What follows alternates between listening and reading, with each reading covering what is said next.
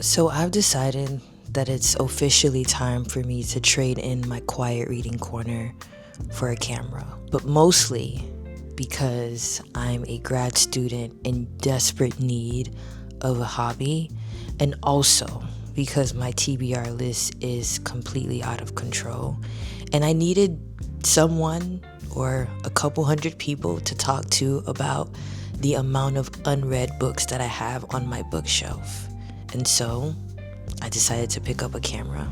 Hi everyone, my name is Ruth and this is my BookTube Newbie Tag. I am so excited to be here. Wherever you're watching from, I'm happy you decided to tune in today.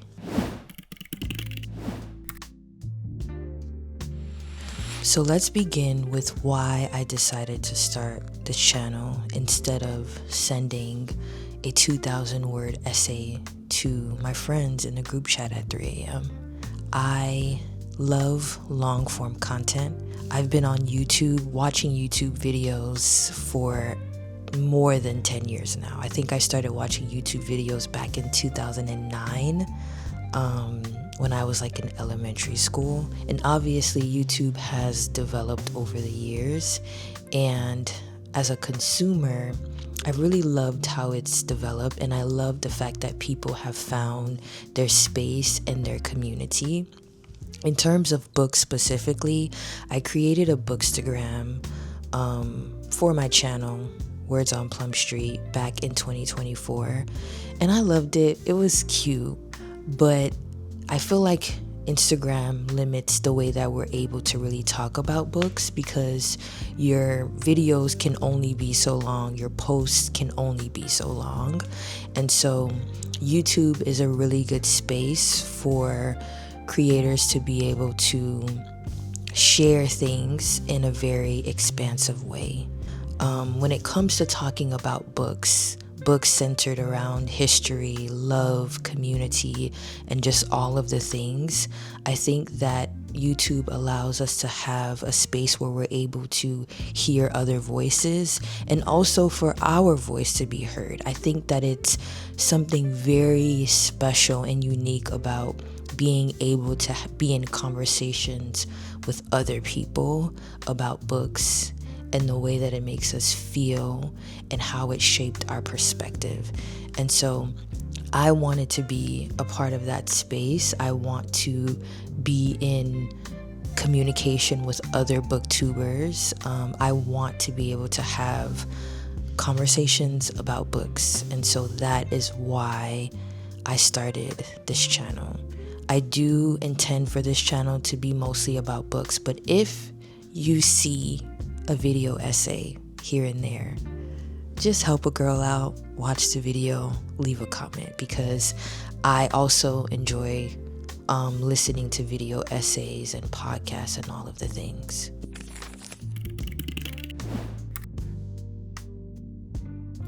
Now that you know why I'm here, I thought it would be great for me to give you just a background of my unique perspective and what I will be bringing to this space. And a fun way that I thought about doing this is the this or that questions, but obviously in bookish form. So I prefer paperbacks over hardcovers, always, every single time. I prefer a standalone over a series. Just give me a complete arc, let's call it a day.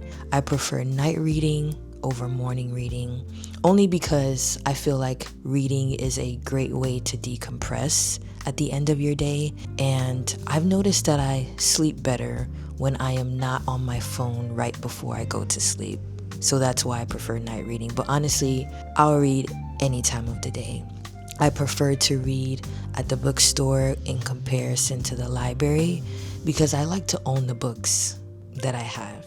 And with the library, you always have to return them, and it's bittersweet because I don't get to see you sitting pretty on my bookshelf. So that's why I prefer the bookstore over the library, but both are great.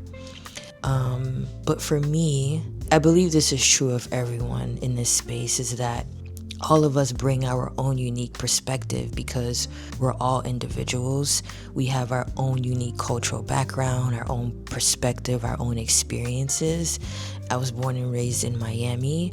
I am the firstborn daughter of 7 children. My dad is Nigerian and my mom is Black American. And I currently live in the Midwest, and I am going to grad school, and oftentimes I find myself in school being the only Black person or the only Black girl. And so these are my lived experiences that will influence how I read, the kind of text that I read, and the perspective that I have because of just my unique background. And so my goal is to add to conversations and also try to challenge myself and challenge us to be able to not always go with what we think is comfortable or the perspective that we feel most comfortable with, but try to see ourselves or see others in a way that honors their humanity and honors their lived experience.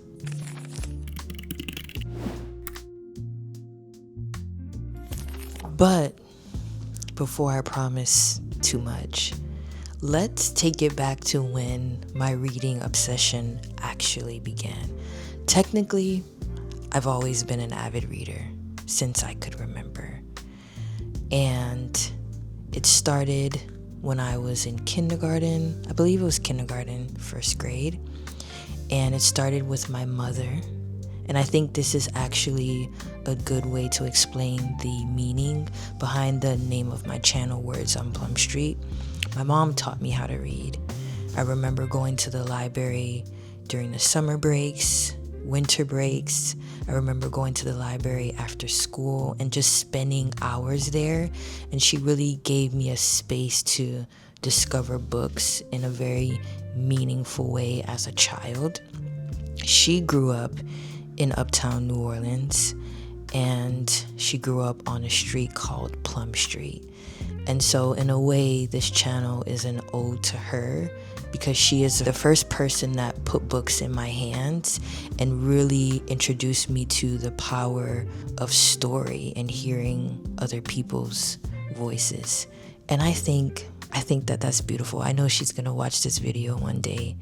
And so I wanted to create something really special for her and just honor the power of storytelling. I've been picking apart stories for years now, which we've established. But there is one gateway drug that turned this casual library kid into a fictional monster. And that gateway drug for me was the one and only Junie B. Jones. Honestly, I don't know anyone that doesn't love Junie B. Jones. I don't know anyone that is my age that didn't grow up reading Junie B. Jones. I thought about it, and I think we all loved her for a couple of reasons. Critically speaking, she was a character in her own category. Like, she gave little girls, especially little Black girls like me, permission to be loud and to be anxious and to have these big emotions that we were often told that we shouldn't have or we were taught to suppress. I love Junie B. I wanted to be Junie B when I was growing up. And when I thought about when I was preparing for this video, I wanted to really share the character that really revolutionized the way that I see how writing could be done and what characters can do for us. And I had to give it to my girl, Miss Junie B. When I transitioned and I became, a teenager, I fell deeply into romance. And I remember I was in 5th grade. I believe I was in 4th grade or 5th grade. Either 4th or 5th grade when the Twilight series came out. And my best friend at the time, Alexis, was reading it. I don't know how she got her hands on it, but her hands were on it. And her favorite character was Jacob. And I spent from 5th grade until definitely all of middle school and some of high school, I loved romance. And this was also around the time, like the early 2010s, when Wattpad was very popular. If you remember reading romance novels on Wattpad, please indicate below. All of us need to have a conversation, because what happened to Wattpad? Are y'all still reading books on Wattpad? I love Wattpad. I love the chaos. I love the drama. I loved everything about it. I love the fact that I was able to read books and read stories from just everyday people, because you didn't have to officially be like a New York bestseller to put your book on Wattpad. And it was fun. My 13-year-old self loved Wattpad. And I also loved the conversations that I was able to have with my friends and also with my sisters. And I believe that there was also a space on the app where you could be in communication with other people. So Wattpad was BookTube before BookTube. It was Bookstagram before Bookstagram. And my 13-year-old heart loved it, honestly.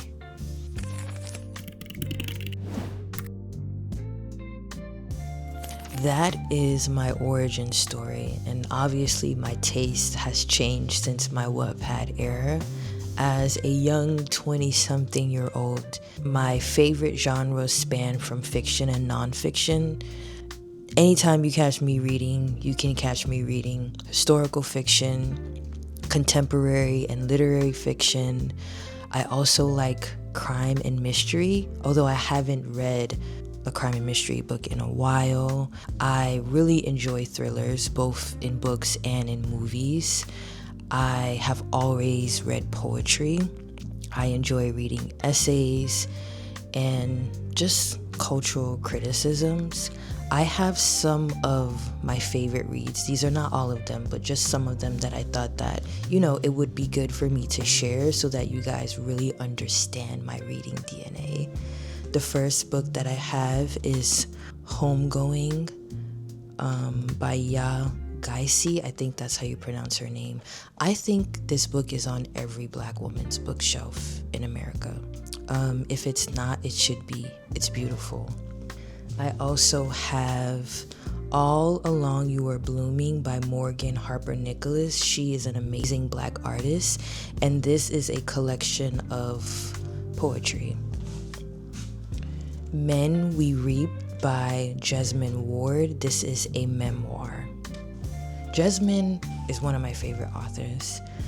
I also have The Fire This Time, also by Jesmyn Ward. And this is about the new generation speaking about race. If you know James Baldwin, then you know where this title came from. And I have the one and only The Warmth of Other Suns by Isabel Wilkerson. I think that this should be a required read for everyone. I believe middle school students should be able to read this book, definitely in high school and all adults, because it gives a very accurate account of the Great Migration, and she follows the Great Migration through 3 people and talks about their families. It's beautiful. She's thick, but she's beautiful. I haven't read this book yet, but it's the roots of the Black working class, and it's called Black Folks. I've heard great things about it, and this is a popular one that I started reading, but I haven't finished it, and it's called The Heaven and Earth Grocery Store by James McBride. As you can see, all of these authors are Black, and that is what 95 to 98% of my bookshelf consists of. Mostly Black women and mostly Black authors. That's how I read. I read books by Black people.